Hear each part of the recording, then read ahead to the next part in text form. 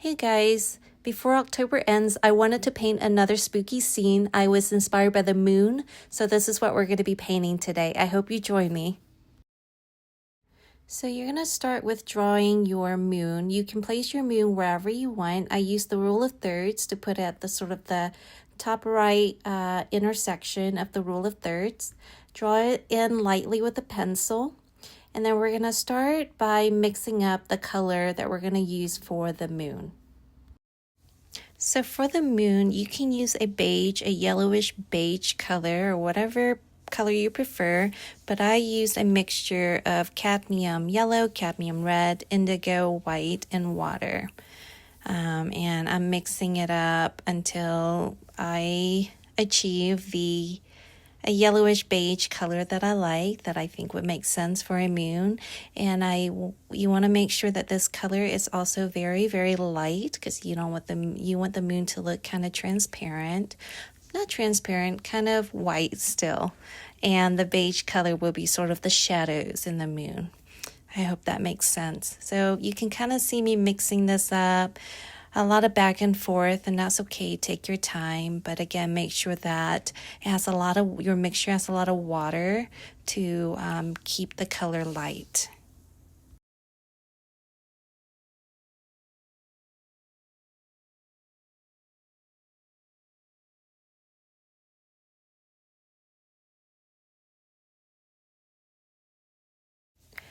The way we're going to paint the moon is wet on wet, meaning our paper will be wet and we're dropping in colors. So let's start with clean water, not the muddy one that I've been using, but clean water, and just paint the moon with your water. Hard to mess up, but take your time, make sure it's not a puddle of water, make sure it's a thin sheen when you look at it in the light. And like I said, take your time around the edges.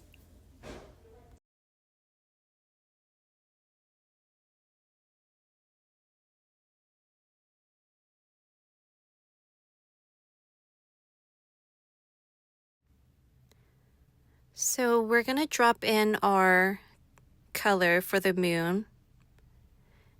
And when you do that, make sure you are dropping in colors here and there. Do not cover up all of the moon. Leave white space, a lot of white space. The colors that we are dropping in represent shadows or craters in the moon.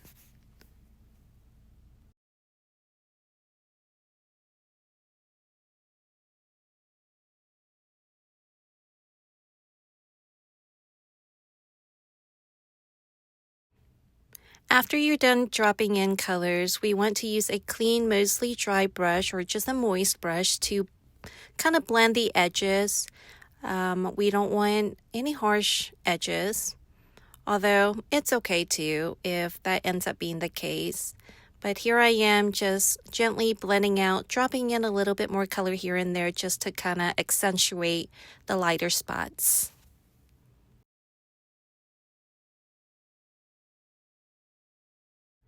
If you're happy with your moon, you can leave it alone now, but I wanted to lift out a little bit more color and have a little bit more white space, so I took a clean, moist ball of paper towel to pick up some of the colors gently, just to bring back some of the white paper underneath.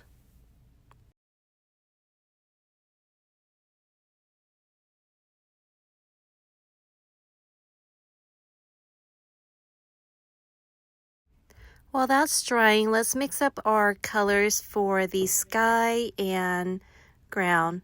I'm using Payne's gray, Perelyne green, and burnt sienna. I am just mixing mostly Payne's gray and Perelyne green for my sky. And then the burnt sienna would just be kind of by itself mostly, not mixing with the Perylene green and Payne's gray. It's just by itself. So right now, mostly Payne's gray and Perylene green for a really pretty, moody, bluish green color.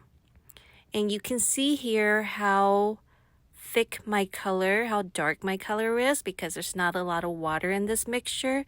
So what I'm just doing right now is making a large batch of the hue that I want, this deep bluish green hue. And then I'm going to be working from that mixture to create different values that I want.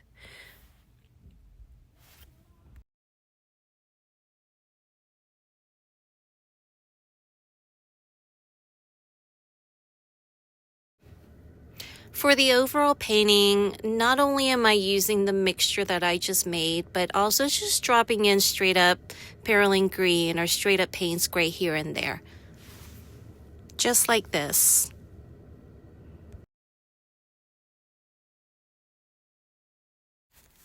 I'm also going to go ahead and prepare a mixture of the burnt sienna and make sure my moon is completely dry because we're painting the sky next. For the sky, I'm using a light value Payne's gray, so meaning Payne's gray with a lot of water.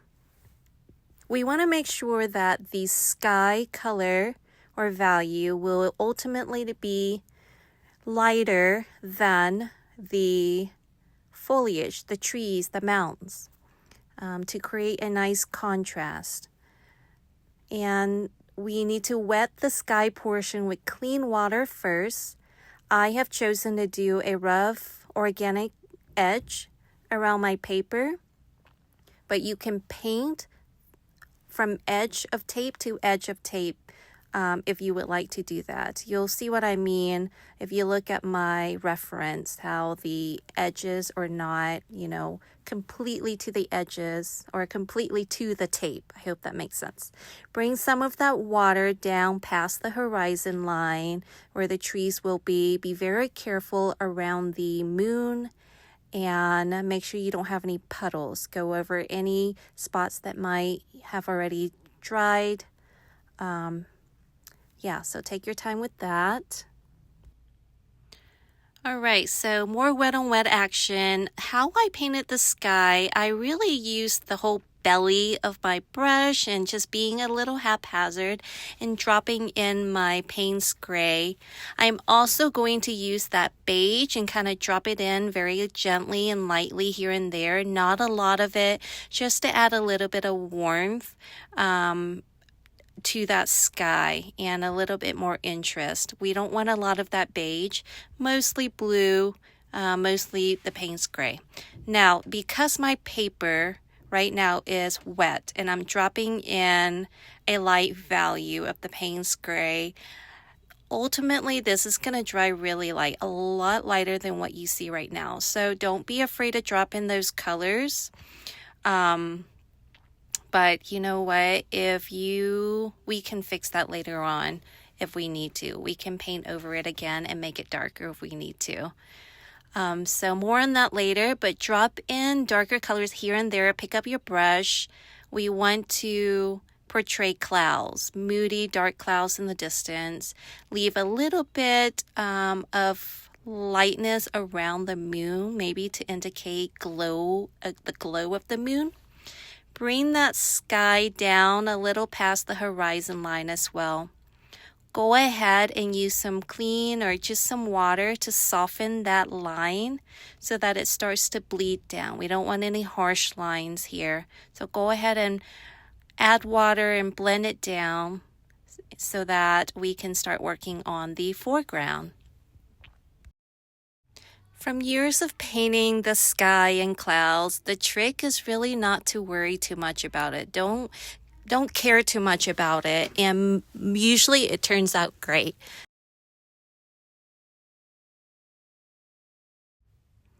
Here I am just cleaning the edge of my moon with the tip of my round brush. I wanted to reinforce that glow around the moon, so I'm using my mostly dry and clean brush to lift up the colors and moisture around the moon. This is called the lifting technique. This works best when your paint is on its way to getting dry, not, completely newly wet. Otherwise, when you go into lift, the water and color will just flow back in. It kind of happened here, but that's okay. But if you want to do any lifting for that glow, just wait for the paint around the moon to dry a little bit. Not completely. and then go in. Now, my sky is, I say, about 90% dry now, so I'm ready to move on to the trees and mountain. If your sky is still super wet, wait for it to dry a little bit more before you do the trees. Otherwise, the color that you put down for the trees would just flow all the way back up into the sky.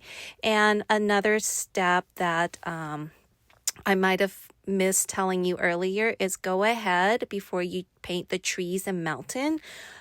Tilt your paper a little bit, maybe about at least 30% 30-degree slant. So I just put something underneath so that gravity can help pull your colors down towards the bottom of the paper instead of up towards the sky. Having your sky be a little moist is fine because it really softens up the edge of the horizon line where the trees are, and I like that look. Now, before you put in the trees and the mountain colors here, make sure that part of your paper is wet. I kept the furthest part of my paper, like the one closer to me, that bottom part, mostly dry for that organic shape and drips later on. But pretty much make sure it's wet with clean water before you drop in this dark blue-green color. So I dropped in a pretty thick value, dark value of the Payne's Gray, Perelyne Green, and a little bit of the burnt sienna here and there, not too much. Then I use a mister to spray my foreground, my trees and mountains, and just tap my paper down on my table to create drips. And remember to lift your paintbrush here and there and leave some white area on your paper to portray mist. I lost a little bit of my mist area, so I'm just going in with my moist, clean ball of paper towel technique to lift up, again lifting, some of the colors. So a lot of back and forth. Put your mist wherever you want, whatever makes sense for your landmass.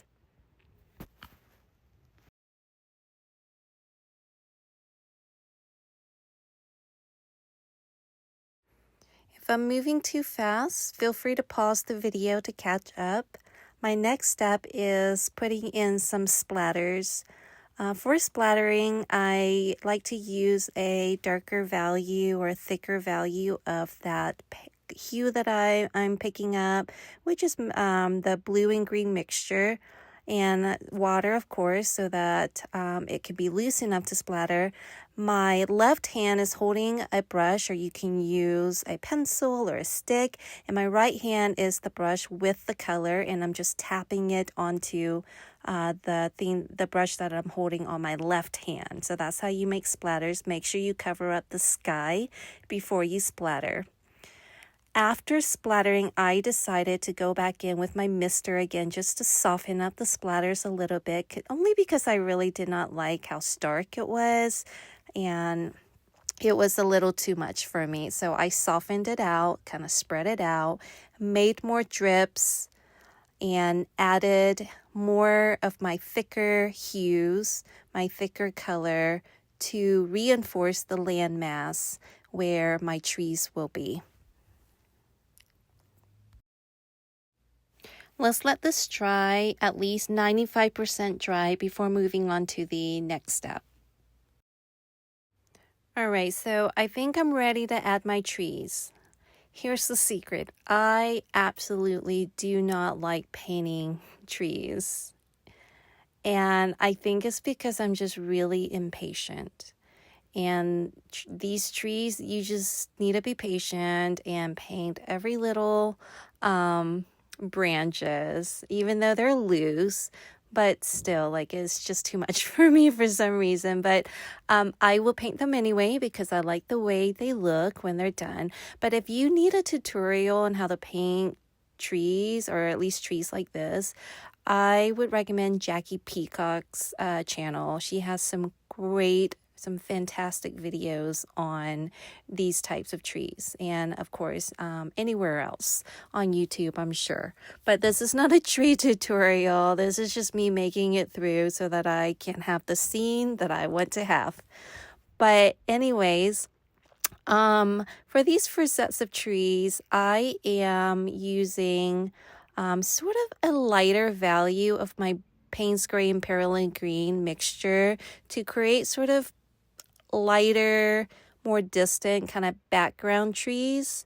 And then later on, once all of that is dry, I will layer on darker trees.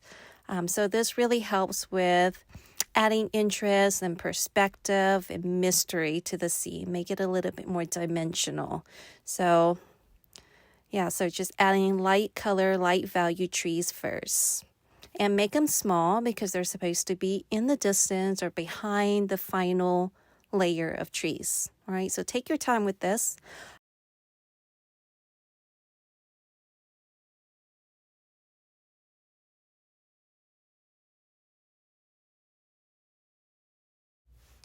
Where you decide to put your trees is really up to you. I don't think for a scene like this, you need a lot of trees at all. I think having few trees is actually, I don't know, maybe better looking. I don't know, in my opinion, but you let me know what you think.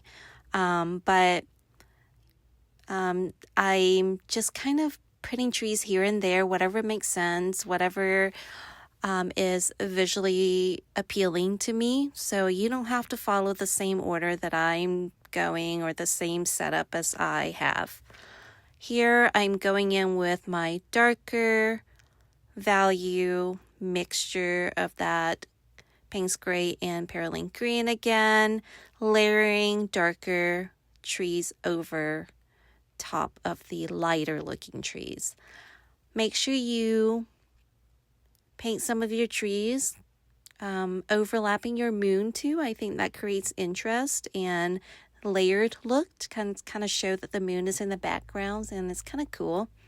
So try to do that, especially one of the darker colored trees.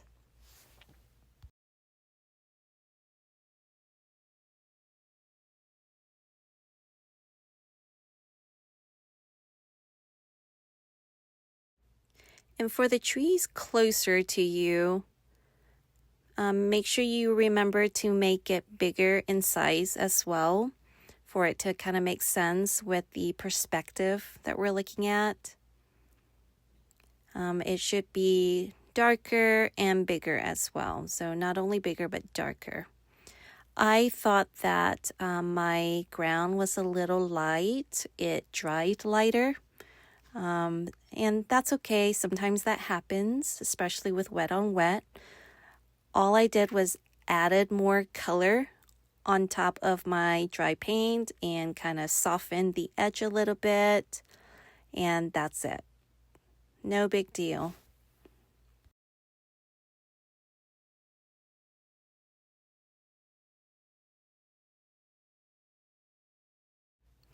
If you don't have that problem, you can skip that step.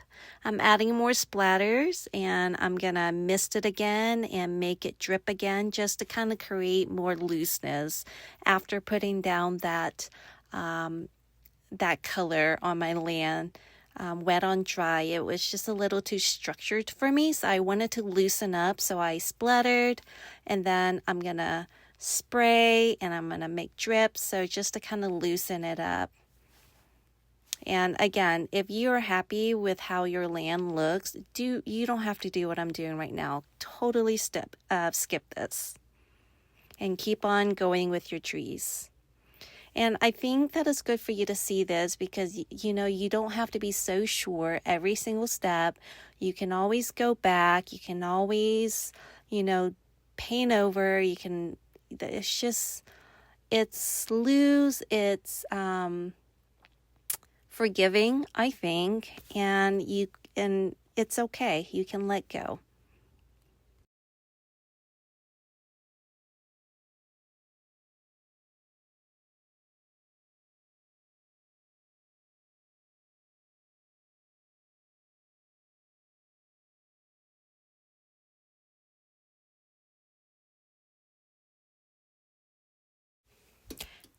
So the rest of this is just me putting in my last and darkest layer of trees. Again, a reminder, the trees closest to where the viewer is will be the biggest ones. And of course, keep it dark. And have fun with this, relax, turn on some music if you want. But we're just gonna finish out with our trees.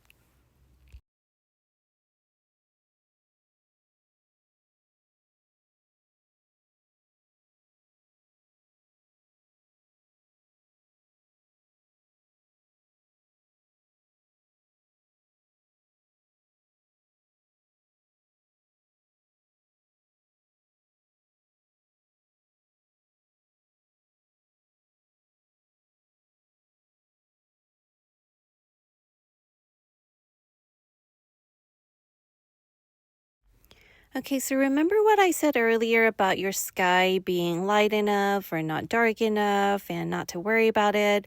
So I am done with my painting, but I thought, what if I made the sky a little bit darker, especially kind of around the upper top, you sort of left and right edges, almost like a vignette.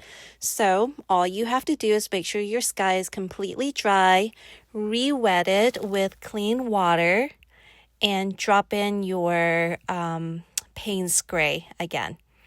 And then clean your brush, dab it off, and just kind of soften the edges of where you dropped off the colors and kind of spread it out. Again, I would recommend keeping the upper part of your sky, kind of the corners, darker and then lighter as you go towards the moon, just to kind of keep that glow going. Make sure you soften your edges with your brush, with your moist, clean brush.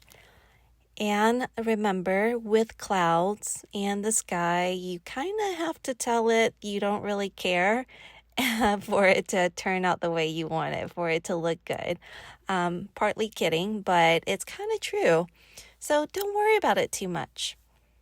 And if you put down a dark color and you're like, oh my gosh, it's too dark, that's okay. Clean your brush, dab it off, and lift off some of that color with your brush or with a damp ball of paper towel, like I showed you earlier. So no big deal. And this is only if you want to darken your sky. I just wanted to show you that. And I'm glad I did that. I think I like that better than the light looking sky. It kind of brings out the moon a little bit more, and it made the scene a little bit darker and gloomier and spookier. So I hope that helps.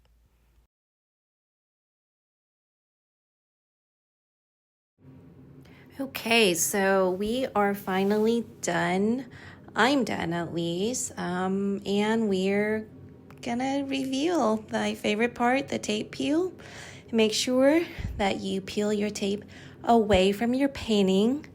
And if you want, you can kind of heat up your tape a little bit with an art dryer, and that helps for it to detach a little bit easier.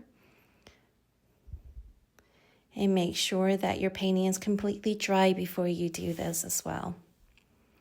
I am so glad that you watched this. I hope you feel inspired. I hope you had fun. I hope that you paint and let me know if you have any questions.